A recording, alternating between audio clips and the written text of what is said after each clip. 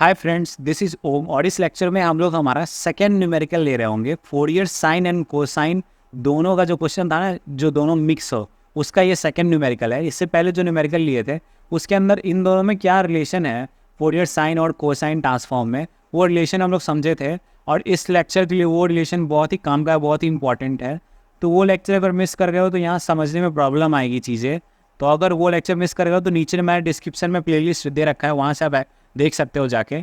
बाकी आते हैं हमारे न्यूमेरिकल पे। न्यूमेरिकल है हमारा find the Fourier sine and cosine transform of x into e की पावर माइनस ए एक्स। अगर तुम इसको ध्यान से देखो और लास्ट लेक्चर को देख के आए हो तो अभी समझ में आ जाएगा मैं क्या कहना चाहता हूँ। क्या इस x को एक तरफ रखते हैं और e की पावर माइनस ए एक्स को f ऑफ x मान लेते हैं, ठीक है। तो ये क्या बन गया, x into F of x, ये बन गया। अब मैं लास्ट लेक्चर वाली चीज़ पे जाता हूँ। देखो लास्ट लेक्चर में दो रिलेशन पढ़े थे हम लोग, ये दो रिलेशन था। अब ये दो रिलेशन में x into F of x और x into F of x ऐसा ही कुछ था। तो ये दो रिलेशन को इस्तेमाल करके देखना कैसे ईजिली हम लोग हमारा आंसर लाएंगे, बहुत ही आसानी से, बहुत ही कम टाइम में, ठीक है। तो ये दो फार्मूला अगर पता है या रिलेशन तुम्हें पता है तो तुम देखो कितना ईजिली उसके आंसर को ले आते हो, वहाँ देखेंगे हम लोग। जैसे यहाँ पे e की पावर माइनस ए एक्स को हम यहाँ पे हम लोग एफ ऑफ एक्स माने हैं, ठीक है। तो देखो फॉर फोरियर साइन ट्रांसफॉर्म, ठीक है, फोरियर साइन ट्रांसफॉर्म निकालने के लिए क्या करना है हमें, Fourier cosine transform of F of x करना है, जो कि एफ ऑफ एक्स क्या है, इसका वैल्यू है ई की पावर माइनस ए एक्स का, ठीक है। तो ये एफ ई की पावर माइनस ए एक्स का फोरियर कोसाइन ट्रांसफॉर्म निकालना है। वो इसलिए निकालना है, वो आपको पता चलेगा अभी। अब मेरे को ये बताओ कि ये वाली जो चीज़ है इसका फार्मूला क्या आएगा, 0 से इन्फिनिटी ई की power minus a x cos s x d x, क्योंकि हमने एफ ऑफ एक्स को डाला, ये फंक्शन डाला है, तो एफ ऑफ एक्स यहाँ पे यही आएगा ना, तो इसको यहाँ पे पुट कर दिया। अब इस इंटीग्रेशन को सॉल्व करते हैं, ठीक है, इसका वैल्यू निकालते हैं। बेसिकली इस इंटीग्रेशन को करो सॉल्व, ठीक है। तो ई की power minus a x cos s x d x है तुम्हारे पास, ठीक है। इसका डायरेक्ट फार्मूला आता है जहाँ पे हमने ए का वैल्यू माइनस ए है और बी का वैल्यू एस है, डायरेक्ट फार्मूला आता है। अब ये तो बहुत बार हम लोग देख चुके हैं अच्छे से, तो ये आप लोग को अच्छे से मालूम होगा। तो यहाँ पे देखो ई की power minus a x, a की जगह माइनस ए आया ना, अपॉन ए स्क्वायर फिर प्लस एस स्क्वायर फिर minus a cos x cos s x फिर plus s sine s x, ठीक है। और इसका लिमिट क्या है, 0 से इन्फिनिटी, ठीक है। ये फार्मूला अच्छे जानते हो। अगर ये इंटीग्रेशन हो तो डायरेक्ट इस फॉर्म में हम लोग लिख सकते हैं, तो इस फॉर्म में हमने लिख दिया, ठीक है। अब क्या करो, लिमिट पुट करो। तो पहले इन्फिनिटी पुट करोगे, तो इसमें जब इन्फिनिटी पुट करोगे तो ई के एक्स में इन्फिनिटी पुट करो तो ई की पावर माइनस इन्फिनिटी, और ई की पावर माइनस इन्फिनिटी अच्छे जानते हैं हम लोग 0 होता है, तो ई की पावर माइनस इन्फिनिटी 0 होता है, 0 इंटू पूरा टर्म, तो 0 हो गया, तो 0 आ गया। फिर माइनस लोअर लिमिट पुट करते हैं, एक्स की जगह 0 पुट करो तो क्या बन जाएगा, ई की पावर 0, तो ई की पावर 0 क्या बन गया, 1 बन गया, तो यहाँ 1 आ गया, और नीचे ए स्क्वायर प्लस एस स्क्वायर आएगा, ठीक है। अब क्या करना है, 0 पुट करना है इसमें, तो कॉस एस एक्स है, इसमें 0 पुट करो तो कॉस 0 कितना होता है, कॉस 0 होता है 1, तो ये क्या बन गया, माइनस ए आएगा यहाँ पे बस, ठीक है। और ये तुम्हारा एक सेकेंड, हाँ, तो अब ये तुम्हारा कॉस 0 बन गया।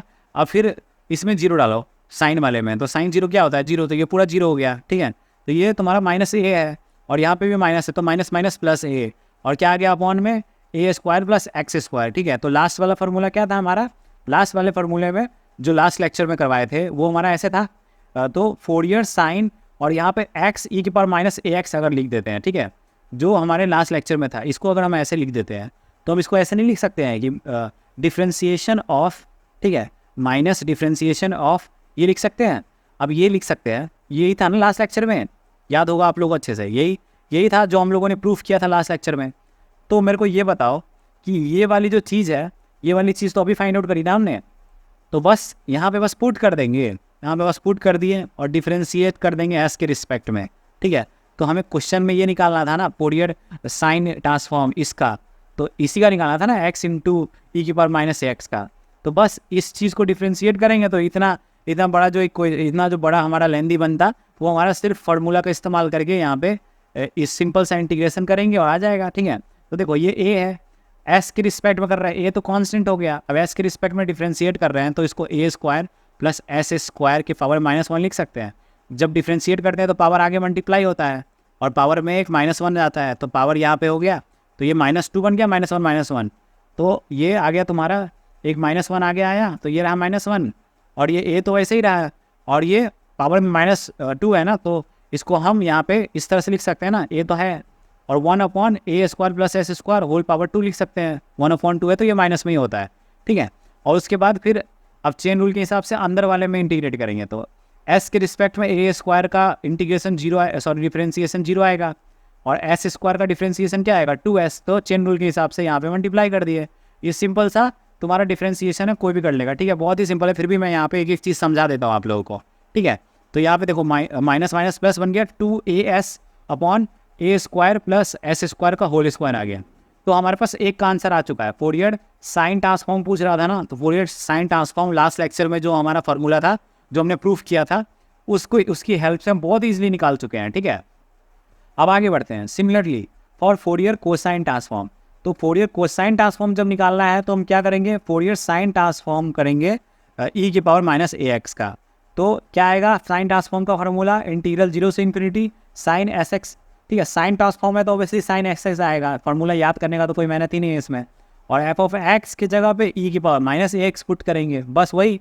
अब ये फार्मूला बंद ऑलरेडी हमारा जो इंटीग्रेशन है, इंटीग्रेशन में ये फार्मूला हम लोग को अच्छे से याद है। ये फार्मूला होता है तो हम उसको डायरेक्ट ऐसे सब्स्टिट्यूट कर सकते हैं, हम उसको डायरेक्ट ऐसे सब्स्टिट्यूट करके डायरेक्ट लिख सकते हैं, जिसमें हमारा a का वैल्यू -a होता है, अभी जो ऊपर बताया वैसे ही उसी का सिमिलर है।